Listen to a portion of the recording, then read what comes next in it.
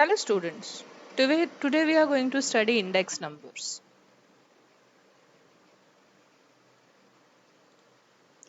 Let me take you through the outline of the presentation. We will be having an introduction to the topic, followed by some application areas in business and economics, different types of index numbers, different methods of constructing them, and limitations of the concept. An index number helps you to show the changes in a variable or group of related variables with respect to time, geographic locations, and other characteristics of variable under study. If I want to measure change in prices, in quantity consumed, or maybe value of some objects over a period of time, I can do that using index numbers. How are they calculated? There are different types of index numbers, but for the sake of this discussion, I'm going to revolve it around price indices. So we need two values: price of, say, current year 2020, say it is 11 crores, price of base year to 2010, say it's 8 crores. Then the formula for index number is P1 upon P0 into 100.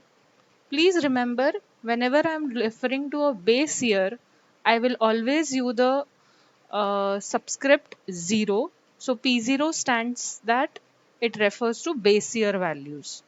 So P1 upon P0 into 100, which is 11 crores upon 8 crores into 100, equal to 137.5.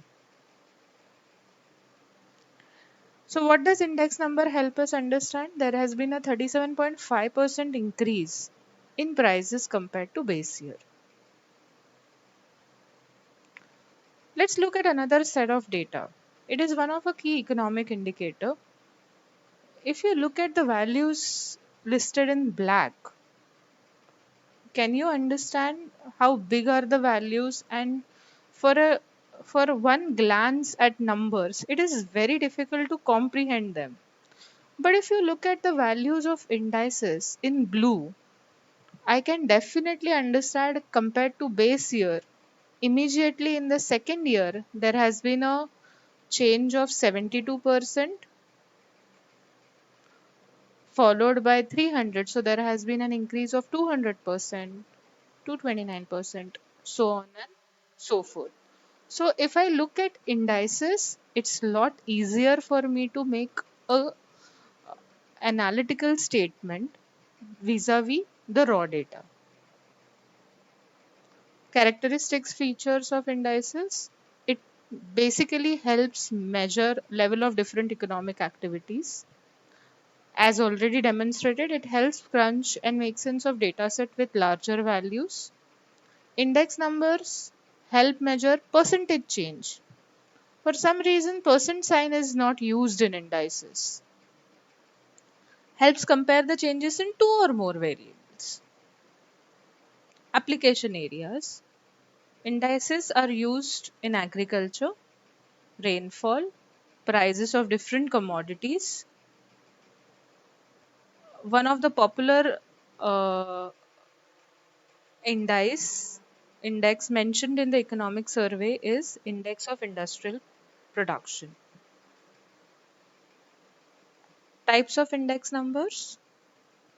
If I have to compare prices over time, geographic location, etc., I use price indices. Basically, there are two type of price indices: wholesale price index and retail price index. Retail price index is also known to a layman as consumer price index, CPI. If I have to compare quantities consumed or produced or manufactured over a period of time, I use quantity index. The third category is value index. Value index combines both price and quantity changes. Value index measures the total change in monetary value over a period of time. Have you heard about burgeronomics? Well, it's something to do with burgers. The term got coined After the inclusion of Big Mac Index, which is published in the Economist periodical, it compares the prices of the popular burger, the Big Mac of McDonald's, across different beef eating nations, India being an exception, of course. A quick recap to our definition, students. Indices help us compare values across time, geographic locations, and other characteristics of variable. Can you guess where does Big Mac index lie? If you have identified geographic locations, bingo, you're bang on correct. Moving further, the different methods of construction are simple index numbers, unweighted aggregates, and weighted aggregates. So we have already looked at simple index numbers in the first example that we looked at. When I try and compare value of a single variable compared to a base year, what I have in my hand is a simple index. Looking at method 2, unweighted aggregate. The data shown on the screen is about a menu being placed in a restaurant over a period of time from 2010 compared to 2020. Here the base year is 2010, the current year is 2020. And if I have to find unweighted aggregate, the formula is total of prices in the year 2020 divided by total of prices in the year 2010, which is our base year, into 100. So 40 plus 50 plus 30 divided by 20 plus 30 plus 15 into 100, which is 120 divided by 65 into 100 and 184.61. That was easy, right? Method 3, weighted aggregates. So the mere term aggregates is also used, or aggregate instead of aggregates, few authors or videos you will come across the term composites. If I have a single value, it's a simple index. If I have multiple values, like in this case, idli, dosa, coffee, we have three values. So it's an aggregate or a composite. But over here, what we are trying to look at is I am ordering only one unit of idli, one unit of dosa, and one unit of coffee. So all these quantities are same. What happens when the quantities change? That's when we use weighted aggregates. Another set of data. Over here, I have taken some regular day to day commodities that a layman requires, like rice, wheat flour, oil, tea, etc. The quantities consumed in the base year of 2010 vis-a-vis the quantity consumed in 2020 are listed on the screen. The formula for weighted average is total of P1 into Q1 divided by total of P0 into Q0 into 100. Whenever I come across a difficult formula, I like to break it down into numerator and denominator as two components. So let's look at the numerator here, total of P1 into Q1. So I have 36 into 50 plus 16 into 25 plus 104 into 12 plus 148 into 8. If I do this entire math, what I arrive at is 4632. Similarly, the denominator 2410, the index comes out to 4632 divided by 2410, which is 192.19. The three important weighted aggregate indice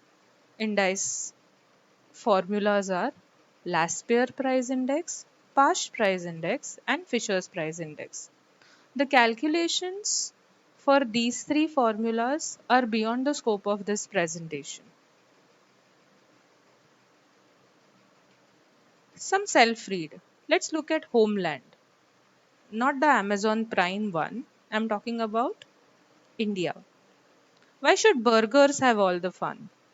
Just Google what is Thalinomics and you will arrive at the recent article.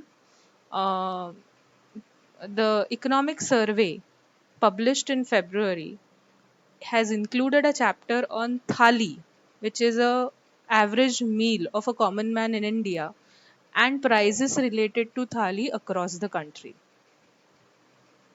It's a very interesting read to all the business students. Having spoken so much about indices, they have some limitations. It is very difficult to lay hands on data because we require time series data. Sometimes, because of different economic phases, like we are experiencing COVID 19, if I compare the prices that are persistent, that are present in today vis a vis 10 years ago, probably it's an unfair comparison. So, incomparability of indices, system of weights. How much quantity weights am I supposed to assign to each of my variable? That's another issue. The last problem is choice of base or reference period. What should be the base that I select? How early or how way past should I select my base year is another limitation of indices. That's all from my side, guys.